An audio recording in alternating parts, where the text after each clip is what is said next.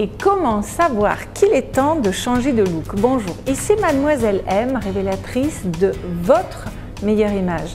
Alors, c'est une question qui revient souvent dans les discussions, souvent au préalable, avant qu'une personne se lance dans l'expérience du conseil en image, soit dans l'achat d'une formation également en ligne, parce que c'est vrai que se lancer dans le conseil en image, ça va engendrer des changements et donc ça fait un petit peu peur, légitimement. Est-ce que je vais devoir tout changer? Est-ce qu'on va me reconnaître? Qu'est-ce qu'ils vont dire les gens? Alors, je vais donc vous donner à travers cette courte vidéo 5 critères de mesure qui vont vous permettre de dire qu'il est temps, ma petite cocotte, de passer à autre chose, on va dire ça comme ça. Alors, tout d'abord, si vous n'êtes pas encore abonné à cette chaîne et que vous désirez recevoir mes vidéos que je publie une fois par semaine, tous les vendredis matin à 7h30, eh bien, cliquez sur le bouton et ensuite sur la petite cloche. Mais pour l'heure, comment savoir qu'il est temps de changer? Alors, je dirais qu'il y a 5 sonnettes d'alarme que vous allez entendre dans votre petite tête et qui vont vous dire qu'il est temps de tourner la page et de revisiter son image. La première, alors il n'y a pas d'ordre chronologique, mais je vous les donne dans l'ordre qui me passe par la tête. Vous vivez dans votre vie une transition, il y a un changement qui s'opère, il y a une nouveauté qui se met en place, que ce soit au niveau professionnel, parce que vous changez de job, vous allez changer de travail, vous voulez changer de travail également. Souvent dans mes ateliers, je dis ne vous habillez pas pour le poste que vous avez, mais pour celui auquel vous aspirez. Peut-être que vous voulez une promotion, peut-être que vous avez une promotion, peut-être que vous partez à la retraite, donc là il y a un changement. On bascule de la vie professionnelle à la vie personnelle. Ça peut aussi être justement une femme, au sens inverse, qui est restée souvent longtemps à la maison et puis tout d'un coup, une femme ou un homme d'ailleurs, je ne sais pas pourquoi je dis une femme, mais qui décide de se remettre sur le marché de l'emploi. Donc vous voyez, on voit à nouveau dans ce cas de figure une transition. Ça peut être aussi des transitions qui sont subies, comme la perte d'un cher, comme un deuil. Par exemple, l'autre jour, j'ai ma cliente Liliane qui est venue de Kinshasa pour faire un conseil en image à Genève parce que cette jeune femme avait perdu son mari et qu'elle avait besoin de se recentrer, de revisiter son image, de prendre soin d'elle et de tourner la page tout simplement. Ça peut être quelqu'un qui a subi un divorce, qui a besoin justement de retrouver l'âme sœur, donc de se remettre en quête de l'âme sœur. Donc vous voyez, un changement de vie qui peut être aussi de se lancer dans l'entrepreneuriat par exemple, pourquoi pas. Ensuite, deuxième sonnette d'alarme, frustration. Vous n'êtes pas satisfaite de votre look.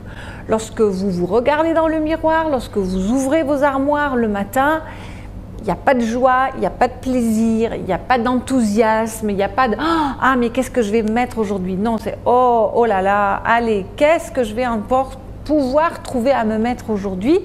Et de ce fait, ce manque de satisfaction, ce manque de plaisir, ce manque de joie, cette frustration, ça va avoir pour conséquence 2 choses. Perte d'énergie et perte de temps, donc 3 on pourrait dire presque, perte d'énergie, parce que perte de temps, vous changez, vous enfilez quelque chose, ça ne va pas, vous réessayez, etc. Donc perte de temps. Et également, eh bien, du gaspillage, et c'est un petit peu en lien avec la troisième raison, c'est que votre frustration va se concrétiser de 2 façons différentes par rapport à votre garde-robe. Soit vous allez avoir une garde-robe squelettique parce que vous vous privez, vous vous empêchez d'eux, parce que vous dites « Ah mais je m'achèterai lorsque je grossirai ou lorsque je maigrirai ou lorsque j'aurai décroché ce job ou lorsque j'aurai trouvé un amoureux, etc. » Donc vous vous empêchez d'avoir une garde-robe qui est à votre image, je dirais.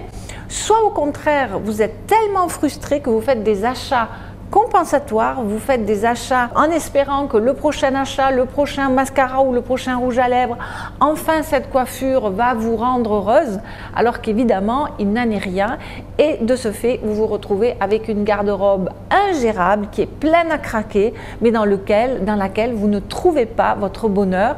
Donc non seulement vous n'y trouvez pas votre bonheur et votre satisfaction, mais en plus vous n'êtes même pas mise en valeur parce que vous ne savez pas quoi acheter véritablement parce que vous n'avez jamais pris le temps de définir clairement ce qui vous va.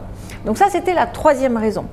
Quatrième raison, c'est que vous manquez d'assurance.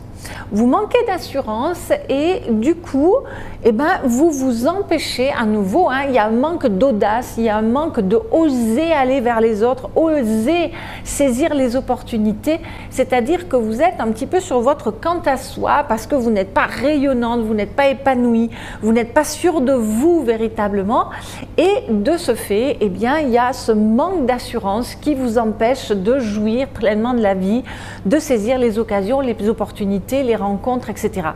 Et le manque d'assurance, vous voyez, si je pense par exemple à 2 de mes clientes, il peut aussi provenir de choses que vous avez vécues en tant qu'histoire. Je pense par exemple à Isabelle qui a vécu un burn-out, qui avait perdu toute son assurance et qui, grâce à son conseil en image, a rééclos comme une jolie fleur.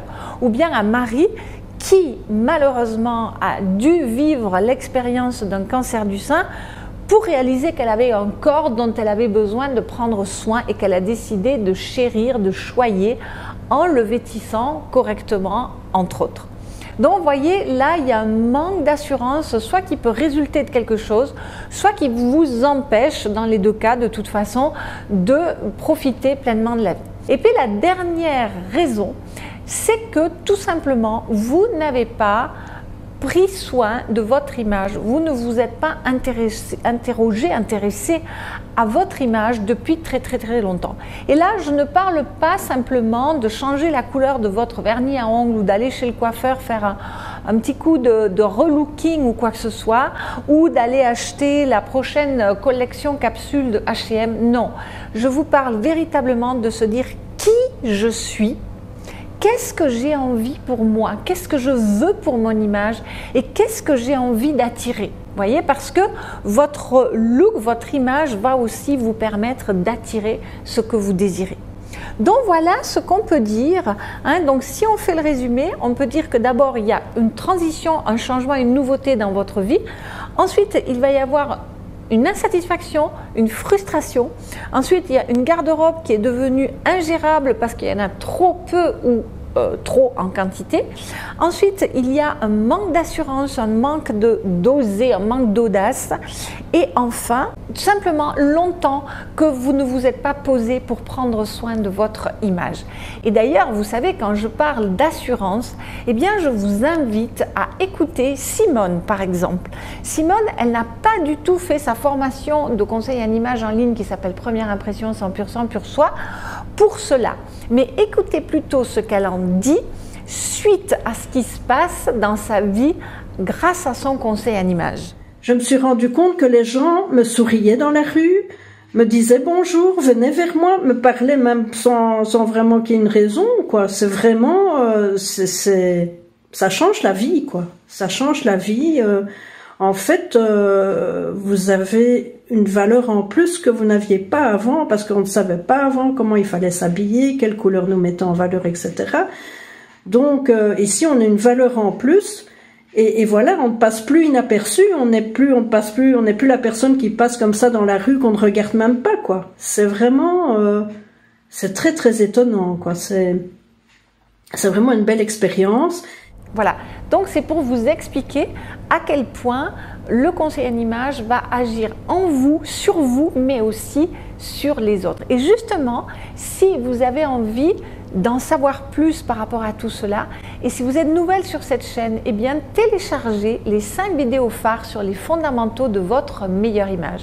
Et si vous avez envie d'aller un petit peu plus loin, sans aller faire jusqu'à un relooking, eh bien je vous invite à vous intéresser à l'atelier de la découverte de soi qui va vous permettre de faire connaissance avec les 21 leviers d'action qui sont à notre disposition pour soigner notre image, pour commencer à nous relooker. Et puis une fois que cette étape est franchie, si véritablement vous vous sentez prête à vous renouveler, à découvrir votre vraie nouvelle personne, eh bien je vous invite à suivre la formation en ligne Première impression 100% pur soi, une formation sur 5 mois dans laquelle vous êtes accompagné, hein, vous n'êtes pas laissé pour compte dans cette formation, ou bien évidemment à venir me voir au cabinet ici à Genève. Et je ne terminerai pas cette vidéo, vous le savez, sans vous remercier, sans lire vos commentaires auxquels je réponds. Et dites-moi justement si soit vous aussi vous avez déjà vécu l'expérience d'un conseiller en image, ou si c'est quelque chose justement qui vous titille, qui vous interpelle, mais vous n'osez pas, vous avez des appréhensions, vous vous posez un certain nombre de questions.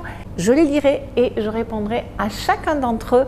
Merci pour vos partages, merci pour vos suggestions de vidéos. C'était Mademoiselle M, révélatrice de votre meilleure image. Bye bye!